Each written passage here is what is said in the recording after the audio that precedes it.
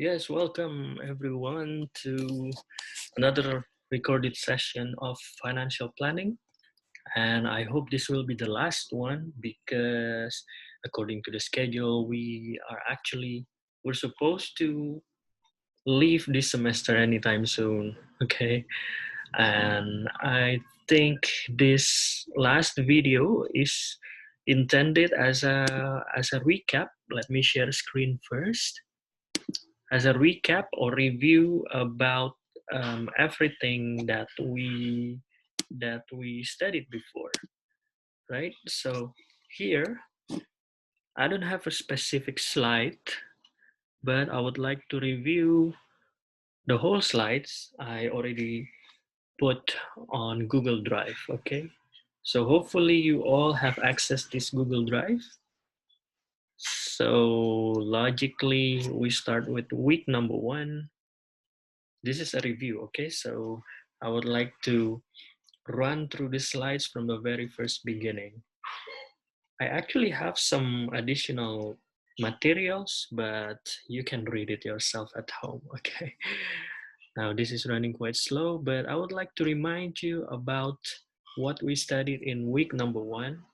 This is quite random because from week number 1, sometimes we jumped into week number 2, 4, 5, and stuff. But more or less, financial planning, I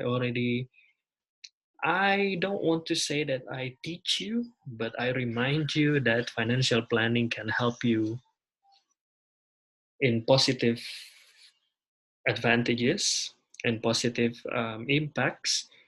For example, in order to use debt wisely, perform risk management, determine the right insurance. There will be some parts of insurance in this financial planning course and also in risk analysis or risk management course later.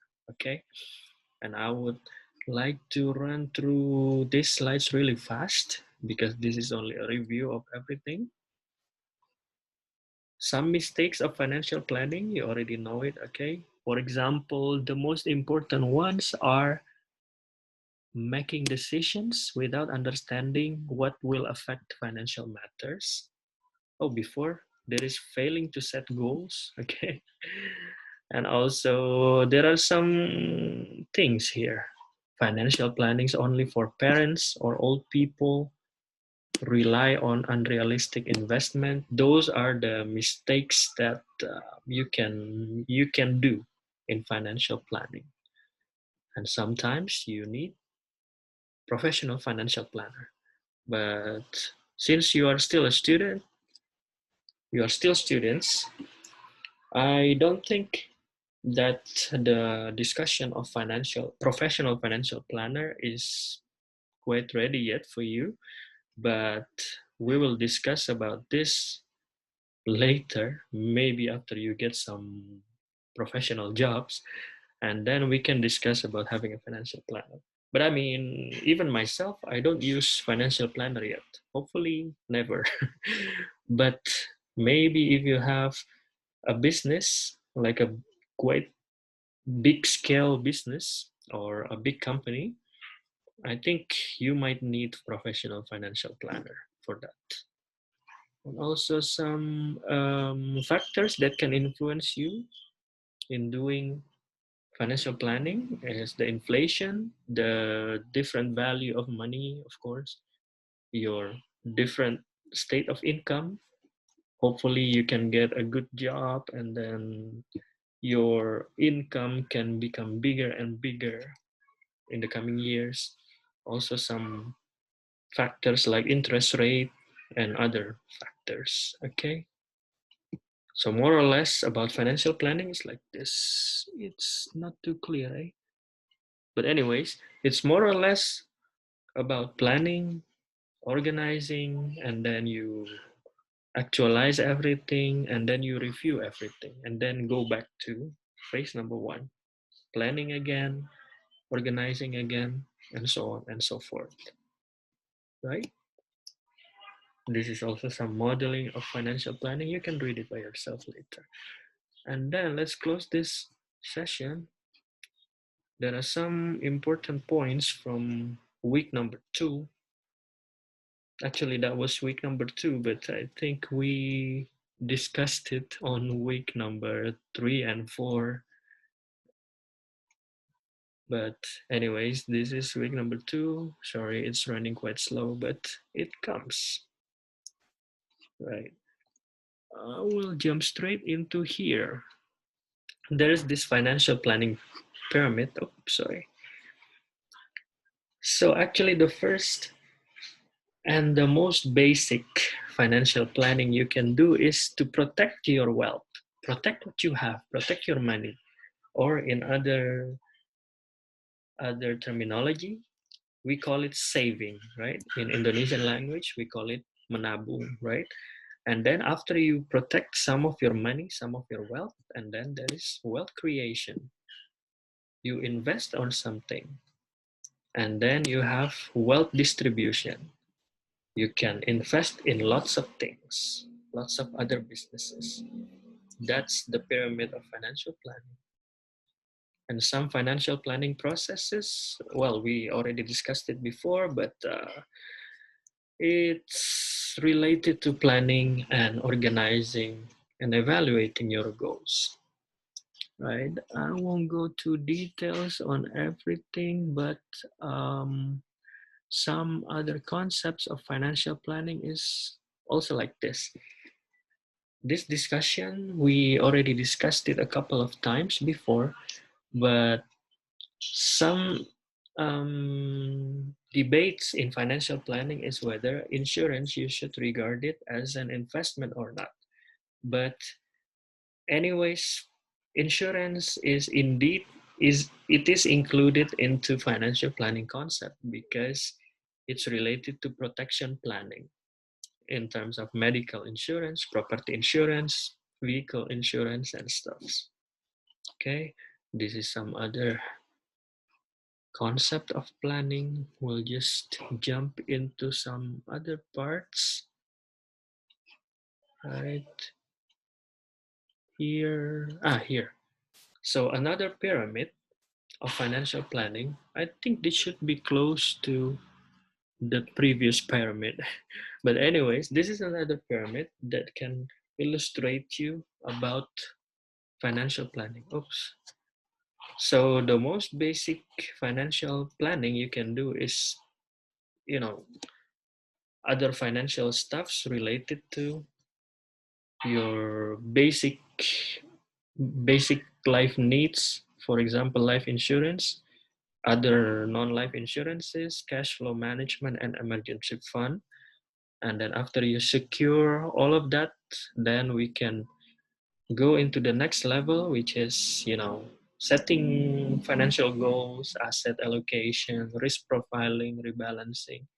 And then the last one, I think, well, roughly we can say that if you already have, you know, really big wealth, or let's say roughly that you already get rich, then you can freely do estate planning. Estate, right? So it's about distributing your finance into housing. So either you buy like another house, like you already have a house, and then you buy 2 or 3 more houses, or you plan on, let's say you buy a villa, you buy a mansion, let's say, or you buy another house and then you make it an apartment or kos-kosan, more or less. That's estate planning. So I will go to some of the theories that I think we might encounter on this part. I think I will just open the other slides to save some time. Oops. Right. I'm opening a lot of other tabs. That's why it's quite slow. Okay. Right. Here it comes. We will talk about this later, but I don't think we have to focus more deeply about insurance and risk because this is quite fresh. Okay. This is from 1 or 2 weeks ago. Now, this one is quite important to be refreshed. Hopefully, you are still familiar with the terminology net worth, right? Net worth is a terminology, istilah for kekayaan, or the number of money, the number, not only money, but the other assets that can be valued in terms of money. It's not only money that you save, but also, you have it here. Money, cash value on insurance, cash value on any other things, for example, pension money, stock market value, net asset value, and some other assets like your house, even your apartment. Those are calculated, those can be calculated into net worth, right? So this is example in Indonesian language, but I think we have English example here. This is how you calculate your net worth. I hope you still remember it. This is not a rocket science. This is still not, really difficult mathematical calculations, but I'm hoping that you keep it in mind because this is not only to pass the exam, but also it can be useful for your future life later. Okay. So first, of course, you have to calculate this is your assets, this is your liability, and this is your net worth. This is upside down, this should be up here, okay? But anyways, you get the point. So your net worth is when your asset, you subtract it with your liabilities, then you can measure, you can actually get the value of your current net worth, which is in this example, you have 240,000 assets, you subtract it with 165,000, then you get in the end, you have the net value of 75,000. Okay? Right. But there is also some situation like this that you have lots of assets, but you have lots of debts. And the next situation, the other situation is that you have small assets, little assets, but you are free from debt. So which one actually has the larger net worth? Of course, the second one, because you have your assets 75,000 in the value of money, but then you subtract it with zero because you don't have any debts. Then your assets is your net worth as well. And then, of course, I have to remind you that the most ideal situation in financial planning is that you record everything, where your money go, you record your income, your expenses, and then you can make any plannings, which the planning which is called budgeting.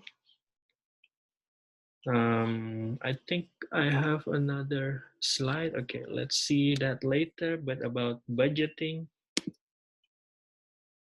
I will jump into the next slide. I will close this one. Oh, close this one. And I think I have it here. About insurance, we are clear, no? But if you feel that you still need some time to read about insurance, there are some useful materials here you can get. Okay. Right. So about behavioral finance, this is to remind you that financial planning, we relate so much with money, how to save and how to wisely spend. Okay. Spending money is normal as a human, but you need to be wise in spending your money, of course. I will jump into conclusion here that you have the behavioral financial planning is that you might get trusted advisor, or maybe you will get a financial therapy.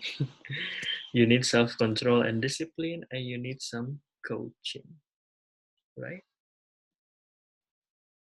Okay, good. Um, Let me find my slides about budgeting and I will continue it with probably with another video, okay? because I thought I have it here. Okay, anyways, but about the whole materials of financial planning, you can find everything here. You even have additional reading materials like this paper, one, two. Well, this is a handbook of personal financial management. You have the textbook here. Then you have also another materials of financial plan here, right? So, well, hopefully everything that I teach in this subject is useful for you, not only to pass the exam, but also to make you realize that financial planning is important for you and your future. Thank you so much. I will find my slide about budgeting and explain it in another video. Okay? Thank you. Bye.